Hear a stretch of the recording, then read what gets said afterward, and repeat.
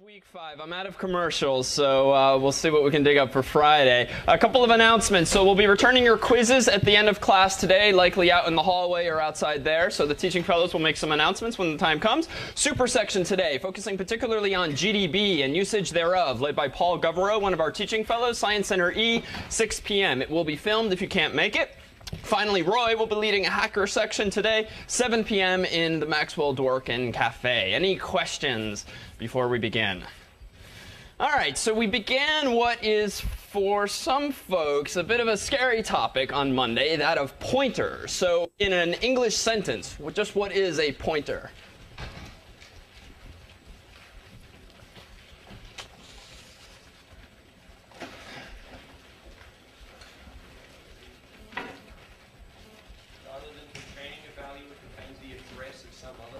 Excellent. So it's a variable that, rather than containing a value per se, instead contains the address of a value. So let's see if we can't make this clear with a bit of a sample here. So sample.c. I'm going to whip up a really quick program here. I'll go ahead and include standard.io.h so that I can print something out. I'll declare main. It's going to take its two parameters, argc, char star, argv. And then let's see, give me an int x, let's say, and then let's give me an int. What if I want to declare a pointer called p to an integer? What's the syntax here exactly? Yeah, so just add a star. That's all it means. So that's going to be a pointer to an int of some sort. And now let's go ahead and do this. So x is going to be the value 5, let's say. And now meanwhile, let's go ahead and say printf, %d, new line.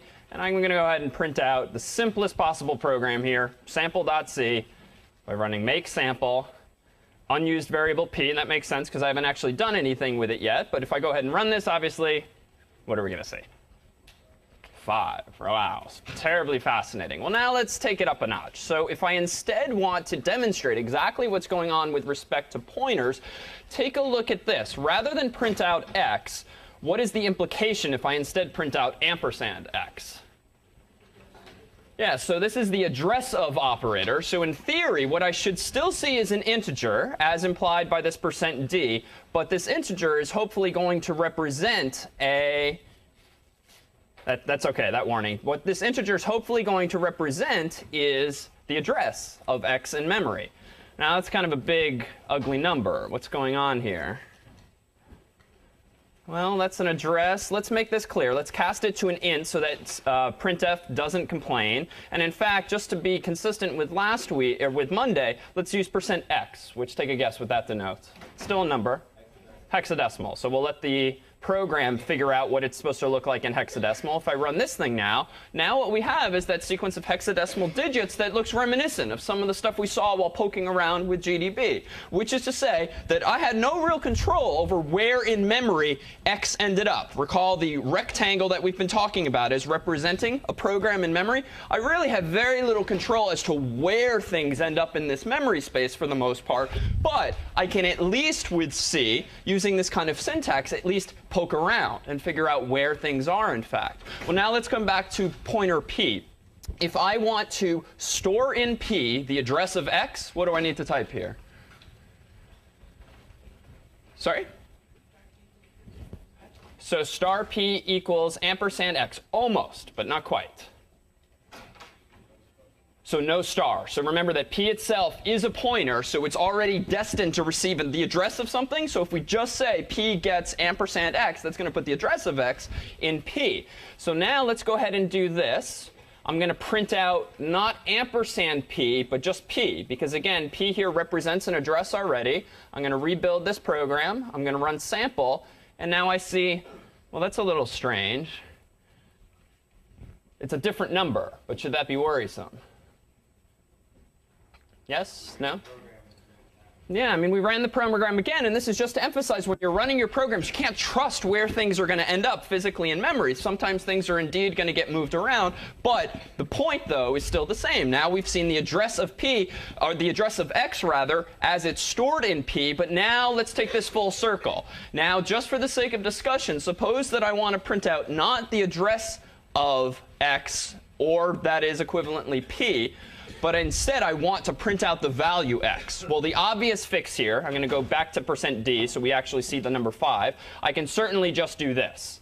right, and actually print out x. Right? That was where we began this story. But if I instead want to make use of p somehow, how do I tell the program to not print p, but print the value stored at the location referenced in p?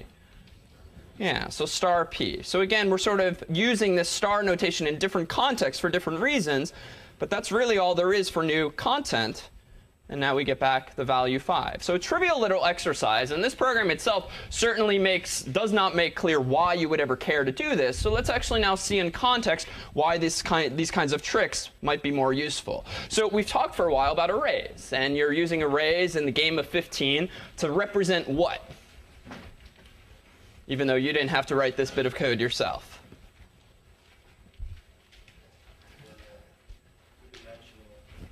Yeah.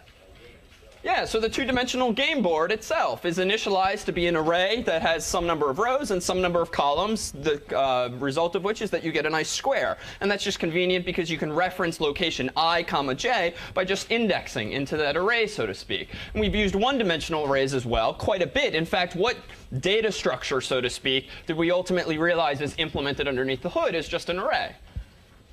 Yeah, so a string. And we'll even push harder on that this week as to what char star truly means. But suffice it to say for now that an array is really just a chunk of contiguous memory. And if that array, for instance, happens to be called the very generic A, well, what A is in effect really is just a pointer. And it's a pointer to that chunk of memory. So take a look at this. This too is excerpted from that tutorial online. If you'd like to take a look and read over the prose that how stuff works explains pointers with. But suppose that we go ahead and when these 3 lines of code declare the following. An integer I, an array called A of integers, which is going to have enough room in memory for 5 integers. Well, to be clear, what's now going on in memory? And that picture really emphasizes the same thing. That first line of code allocates how much space in your computer's RAM? 4 bytes, aka 32 bits, and it calls it I. All right, what does the second line do? Well, it declares an array called A, which is actually of what size? Sorry? So 20 total bytes, right? Because 5 different ints, each of which is 4 bytes. So 1, 2, 3, 4, 5 gives us that. And this is effectively A. And then finally, there's this value P. And P is a pointer to an int. So it turns out it's still just 32 bits, or 4 bytes, because that's how much space any kind of pointer takes up in memory, no matter what it points to. This is called P. And now there is a bit of assignment going on there. That last line, and that last line that says star P gets A, what is that doing exactly?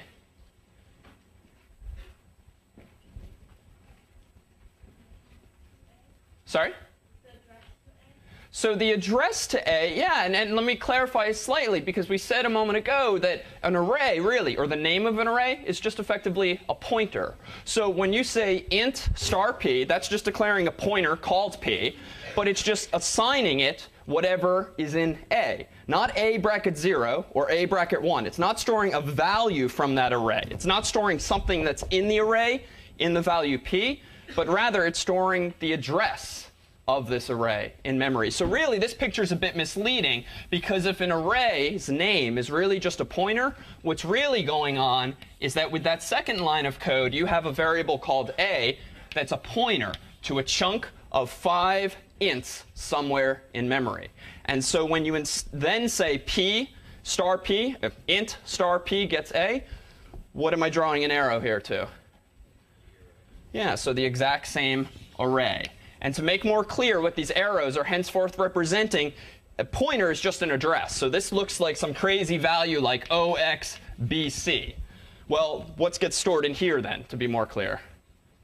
The same thing, OXBC. And that's just a number. By convention, it's typically written in hex, but the hex itself is meaningless. It doesn't mean that there's anything special going on. Yeah?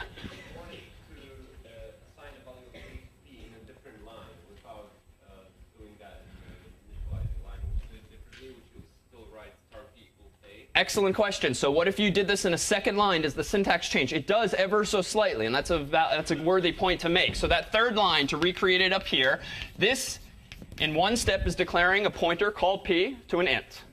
But you're simultaneously assigning that the value A. That would then be equivalent, if we wanted to be ever more clear, to first saying declare me a pointer called p to an int. And then if I want to assign it the value, it would just be p gets a. So the fact that there's a star there is, in fact, potentially misleading when you do it in this slick one-liner. But what's really going on is you're declaring the pointer and then assigning to that pointer the address of the array, which has the effect of creating this picture in memory. Yeah?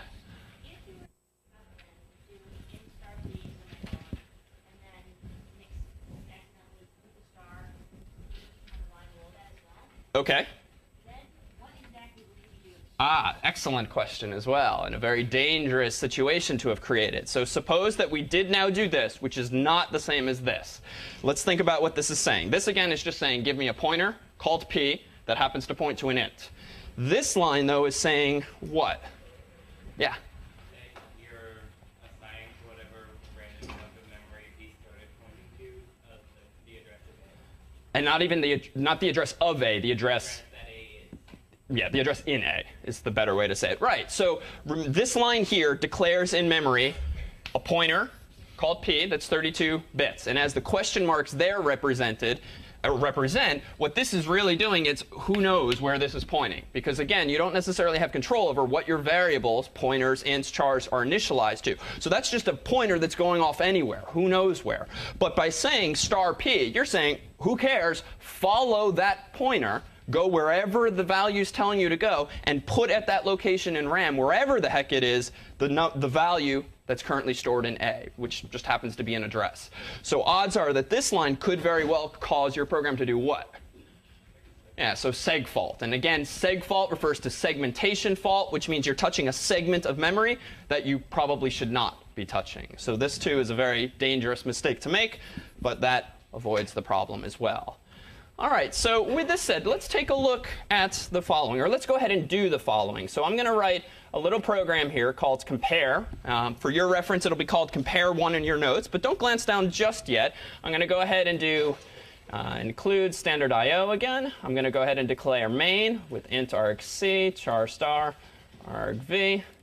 And what the goal of this program is to do is quite simply to compare two strings that the user has typed in for equality. So let's now tie this discussion into array strings as arrays, which is what we've been promising we'd get to. So the first thing I want this program to do is just tell me what to do. So give me a string.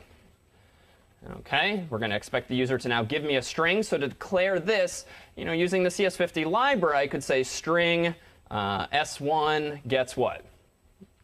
Keep everyone awake. Get string. Excellent. All right, so now we'll do this. We won't do any error checking just yet. We're just going to do this quick and dirty. All right, the next thing I want to do is have the user type the same, give me another string. So give me another string, and I'll call this s2. So I just copied and pasted that code.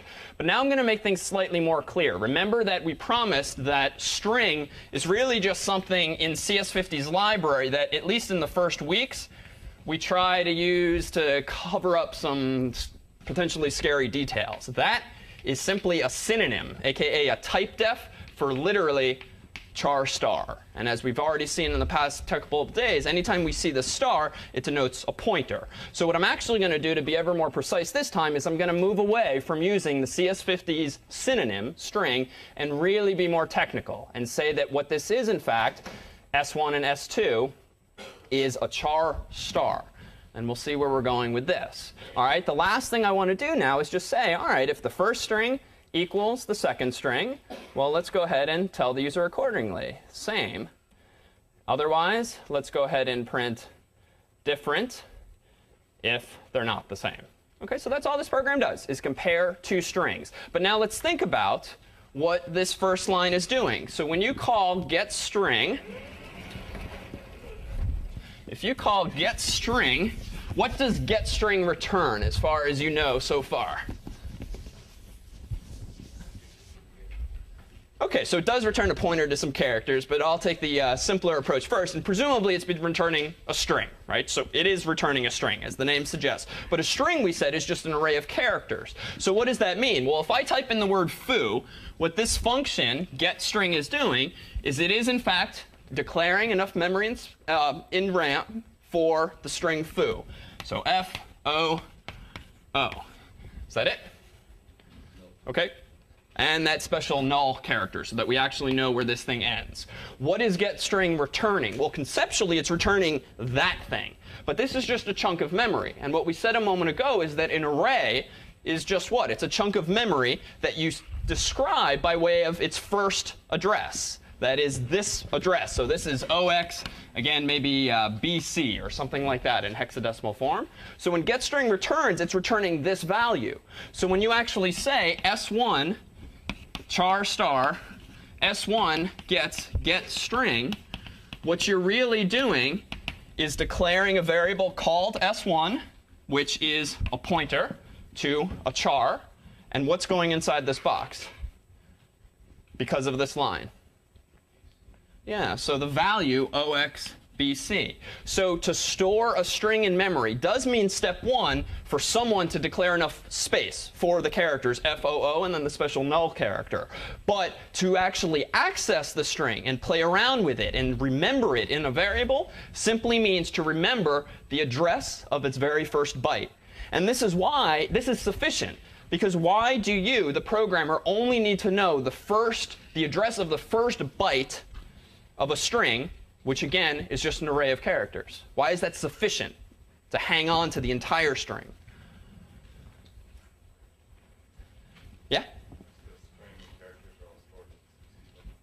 So point one, the string itself, all of its characters are contiguous, one after the other after the other. They're not randomly arranged in memory where there's space. They're literally back to back to back. And what else is important? Right. So point two, there's this end marker that tells you where the end point is, which means it is literally sufficient to know where the thing begins, because just like you guys did on quiz 0, or were supposed to do on quiz 0 when implementing string length, strlen, to figure out the length, you start from the starting point and then just iterate down until you see this special symbol. And if it's not there, you do indeed run into problems, but that's the risk you take when representing strings in this manner. OK, so pictorially, this is what S1 is in memory. It's 4 bytes. It's just it's a pointer. But visually, what it means is that you're storing the address of this first string in memory. So now take a look at this code. Is it going to work? If the user, for instance, types in foo for both S1 and S2. OK, no. Why? Because S1 and S2 are the addresses of the two strings, and each of them will be stored in a different part of memory. So even if the characters are the same address.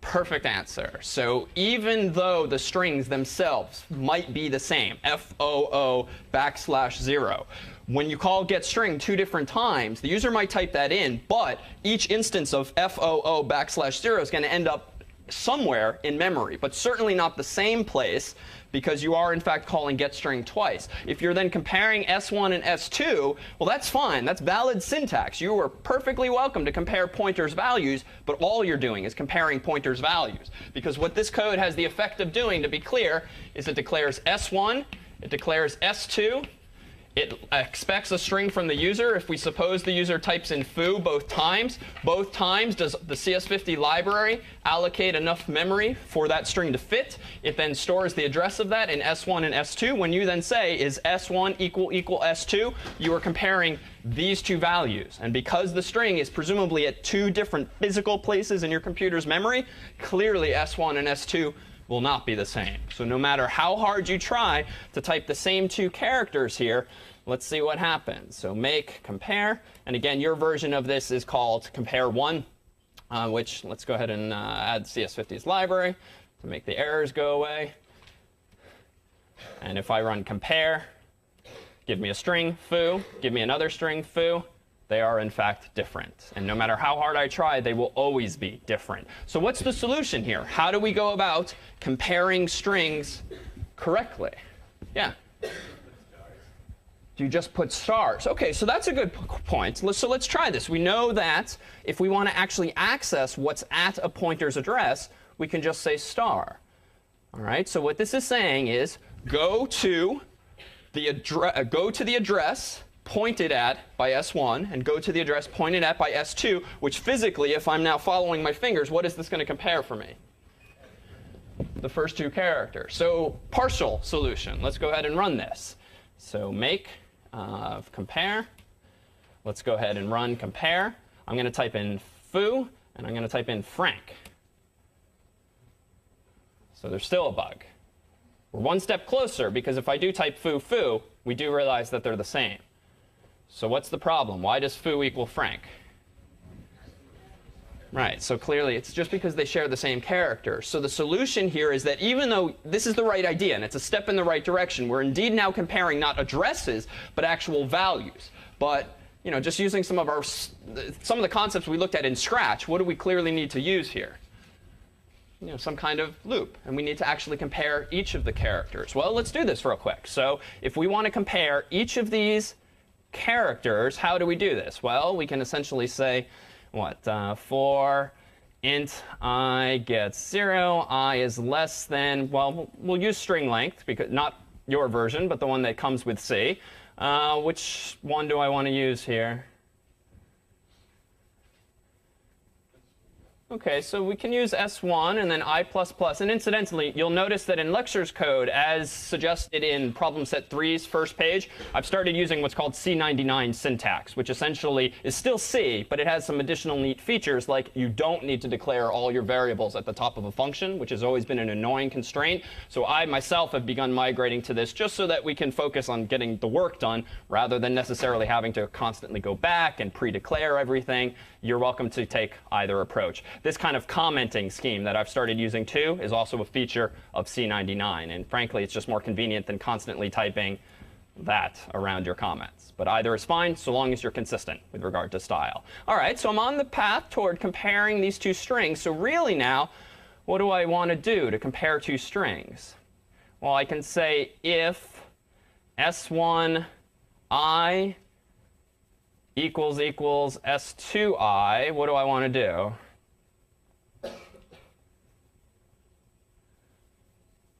What's the best way to compare? We need to make sure that all of the characters are the same. So what do I want to do here? What's easier?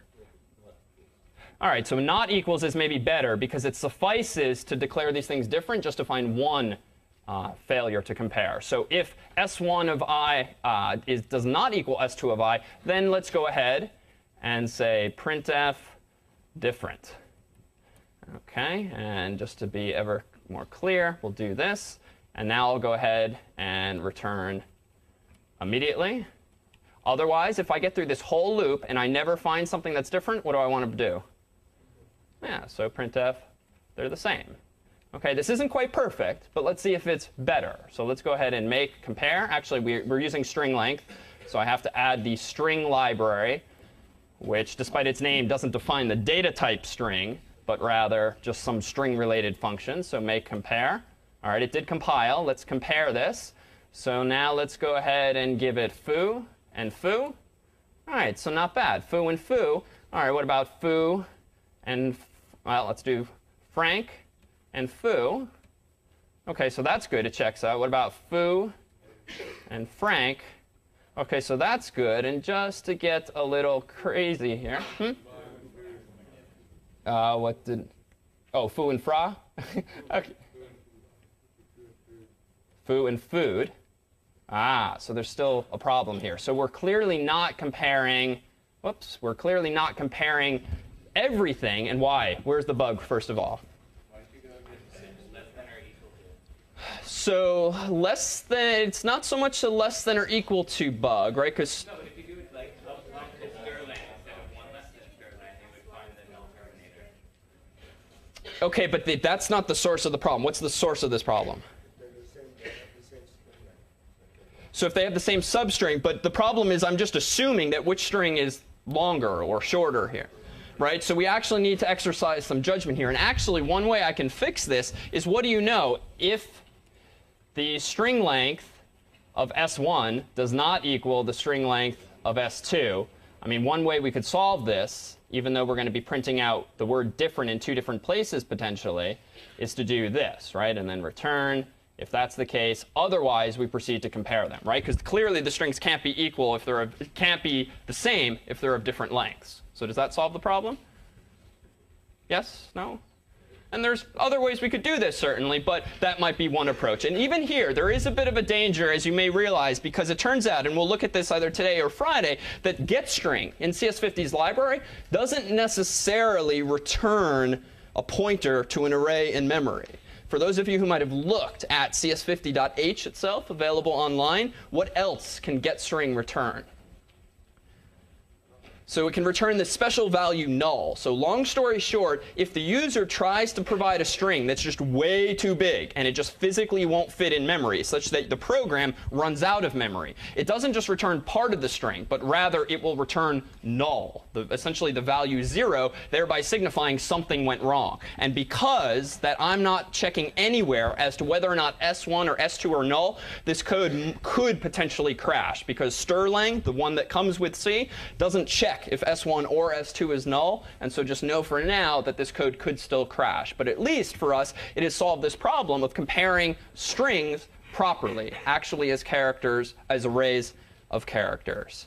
All right, so let's see where else we can go with this. So in Fibonacci last week, we had this first really elegant but really bad performing implementation of Fibonacci. Why? What was the fundamental problem with what we called FS1, our first version of that program? It was horribly slow for like the 30th and 40th Fibonacci numbers, which aren't even that big. Why was it so darn bad? Yeah, so it ran in exponential time, which just meant essentially that we had that huge, if you visualized it, that huge tree of function calls that essentially doubled in size every time you called fib for just one number larger, from 30 to 31, essentially doubled the number of times that those functions were called. Well, we, long story short, sort of fixed this problem by introducing what into like our third version of that thing? Yeah, so this idea of memoization. We used a memo, which in English is good for what? What do you do with a memo? Sorry? Yeah, so you remember inputs and outputs so that you don't have to recompute those same things again. The problem, though, with something like FS for computing the Fibonacci sequence is my program doesn't necessarily know in advance what Fibonacci number I'm going to ask for, which is to say, how big must my memo be for that program? Well, if I input a number n, how big must my memo be for Fibonacci if I'm going to keep all those previous values around? N and almost.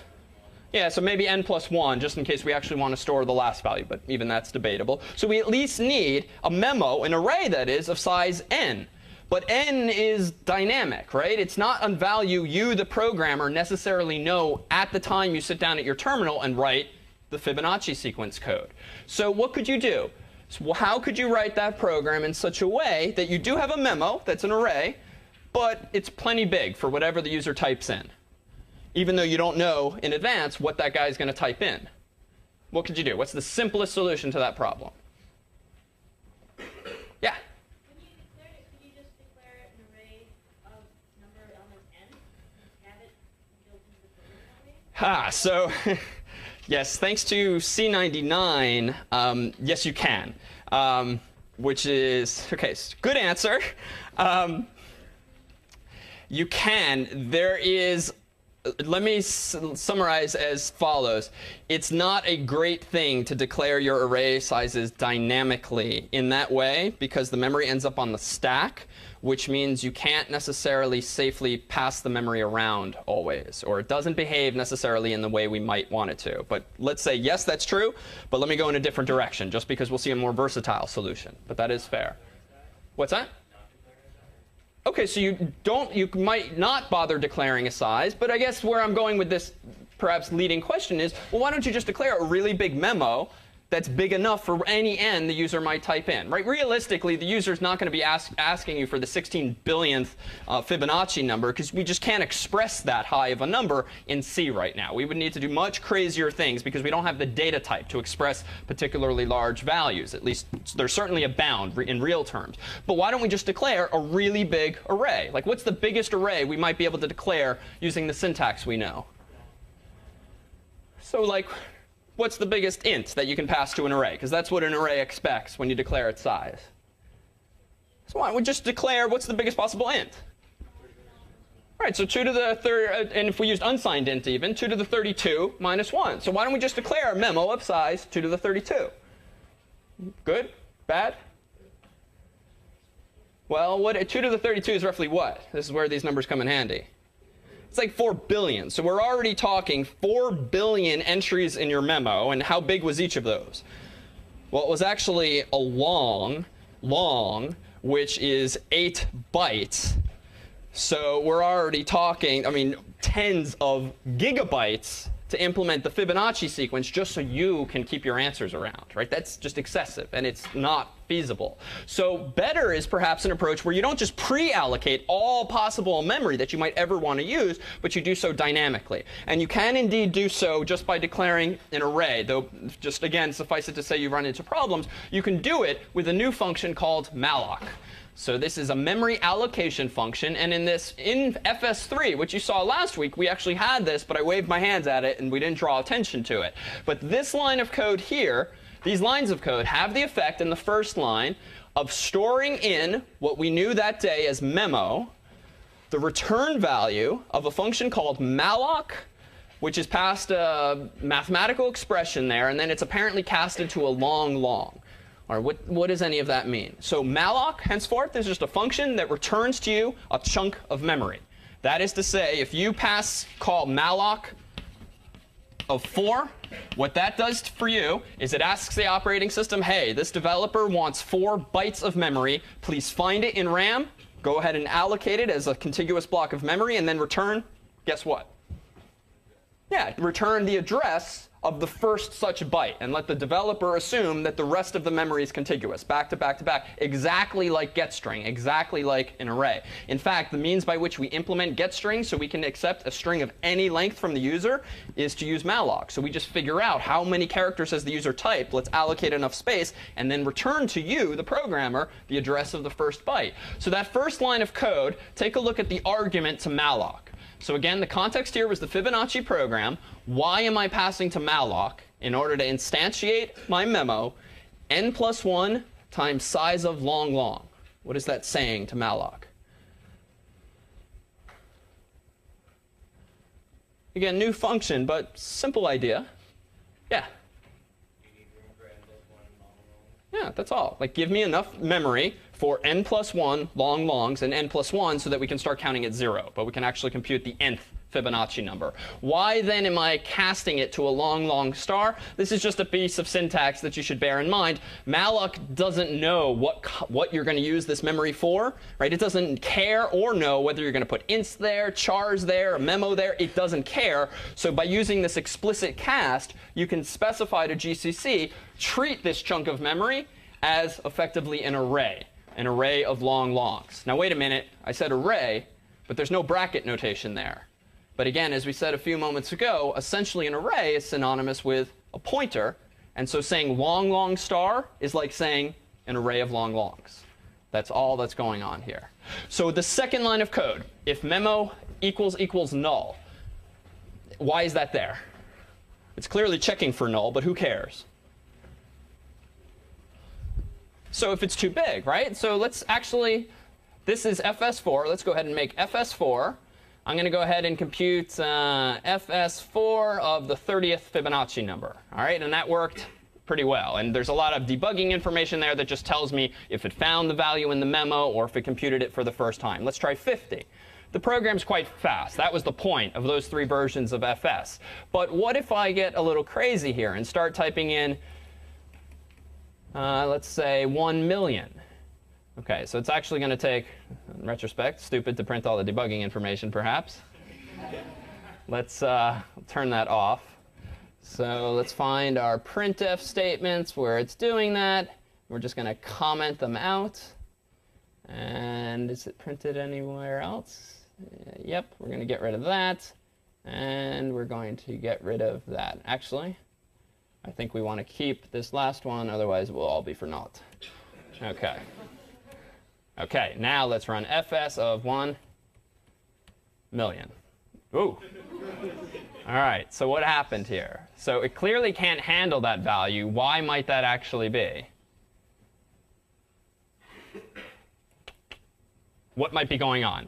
I mean, we'll summarize it with with this. Most any time you run into these segmentation faults, it's because you've tried to allocate too much memory and you didn't get it back, but you just assume naively that you did get it back, and you start using memory that you don't own, or you accessed what's called a null pointer. And malloc, know for now, returns null if you simply don't have enough memory in RAM. If there's not enough memory in RAM available that you've asked for. Malloc will not just return part of it, it will return none of it if you ask for too much memory.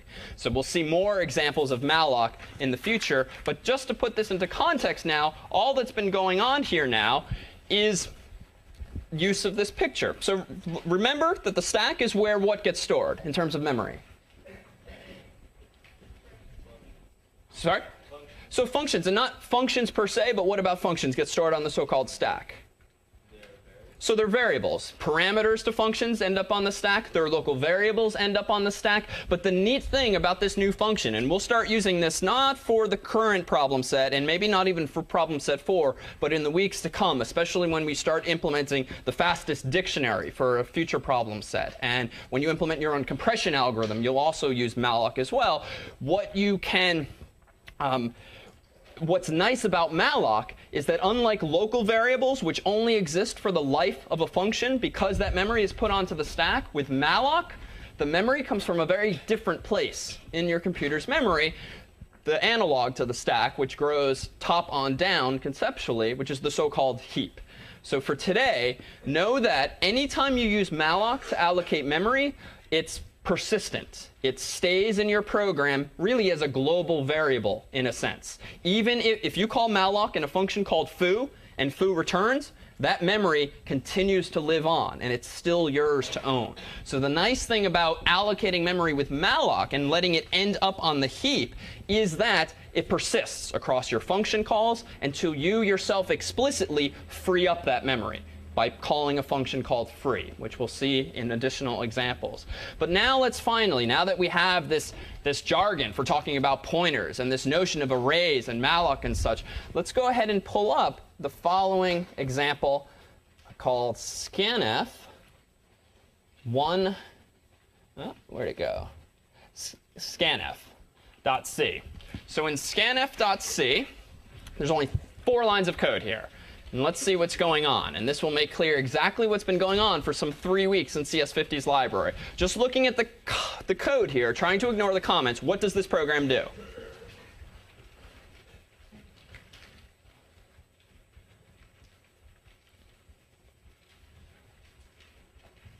OK, so I'll do the first easy ones. Right? Declares a variable called x. Says it prints number please. Now there's a new function, scanf. Some of you have used this, especially for the hacker problem sets. But scanf, guess what it's doing? Sorry? Yeah, it assigns a value to a variable from the user. So most of you have never used scanf because you've instead, if you wanted to get an int from the user, what have you used?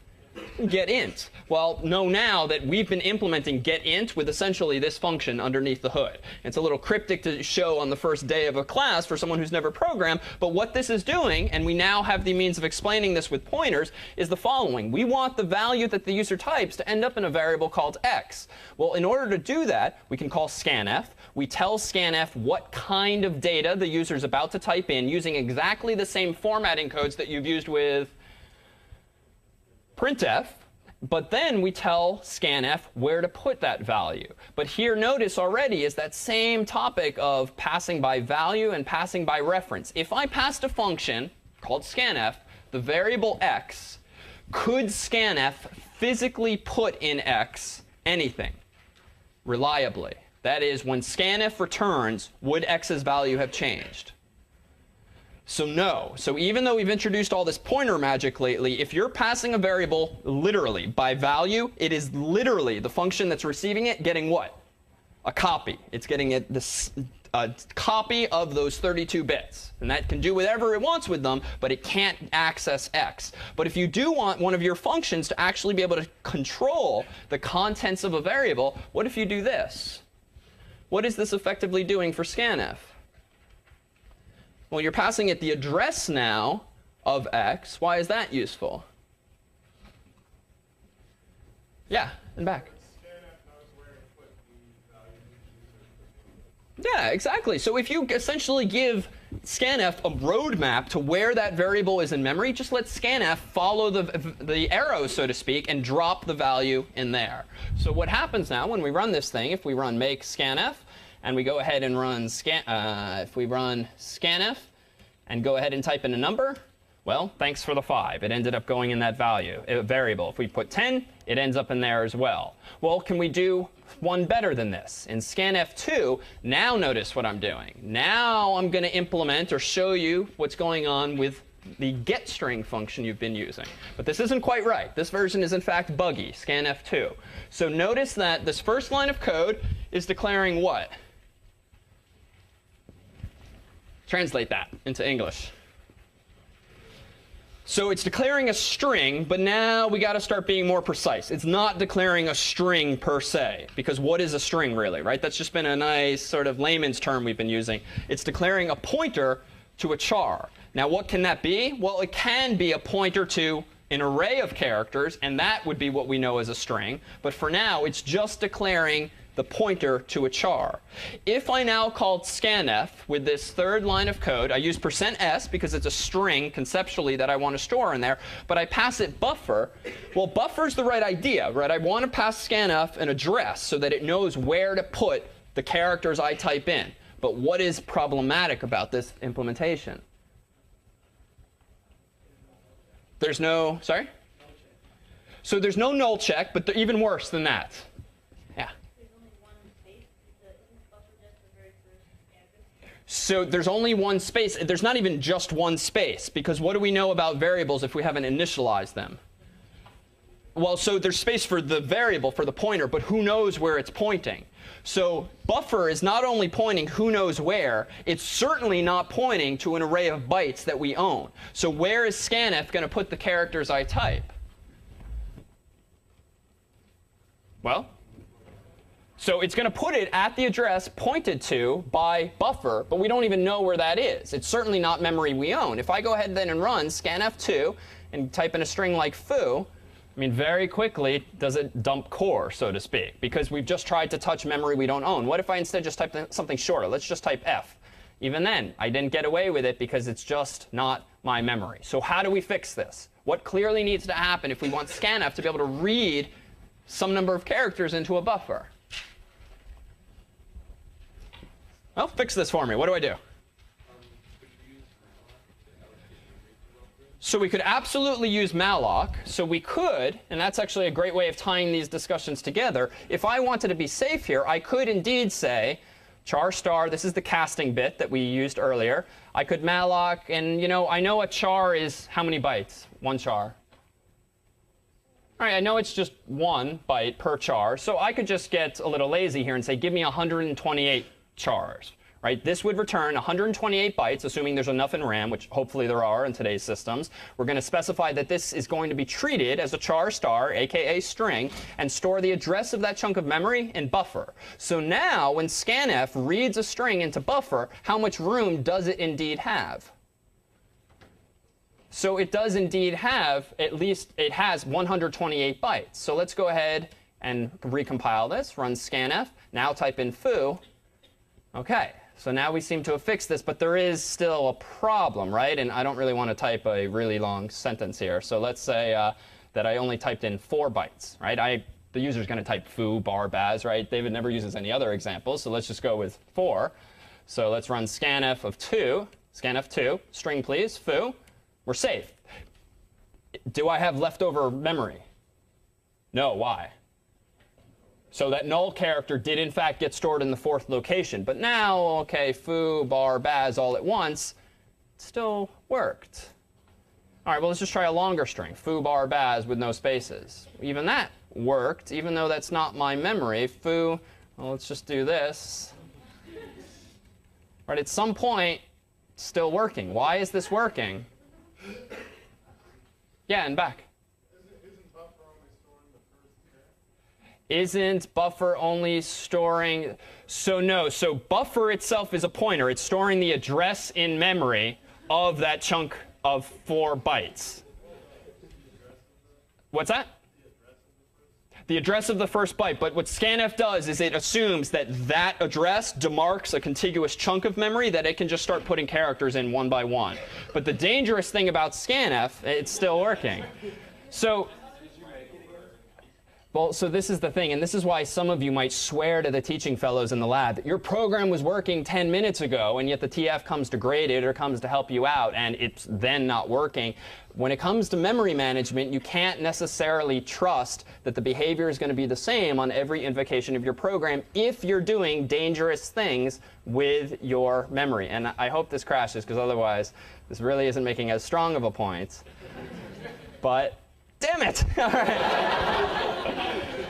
Anyhow, it turns out that malloc is indeed returning us 4 bytes. And we're clearly reading into beyond that 4-byte boundary, as my J's and F's suggested. But we got lucky. I mean, where were all those J's and F's going? I just have a quick question. Because it's not going to crash as often when you do that because it's on the heap, right? So it's not going to crash as often on the heap, correct? So in the right. So the implications are, yes, malloc does give us space on the heap. Right? So the heap, again, is that chunk of memory where, as the picture itself suggests, there's a heck of a lot of room there. So we are, in fact, overwriting memory that we don't own. But fortunately, we weren't overwriting memory that anyone else was using or that was a different segment. And before we pack up, let me take this one other approach. Rather than using malloc, it turns out that I could have just done this on the stack, right? If a string is technically just an array, if I instead did this, that has the same effect in terms of how much memory gets allocated to buffer. It's an array of 4 bytes. OK, but where does that memory get allocated? Because I'm allocating it now not with malloc, but just as an old school variable declaration. So this time, it's now on the stack. If I recompile this program now, run scanf2, and now, here we go, cross your fingers. Now I've clearly overrun the array that I've allocated. But now we're in the stack, which means we're very close to main and some other scary things, or things that are, in fact, in use. I guess I'm done. See you Friday. The TFs have quizzes for you. Thomas? Yeah, we should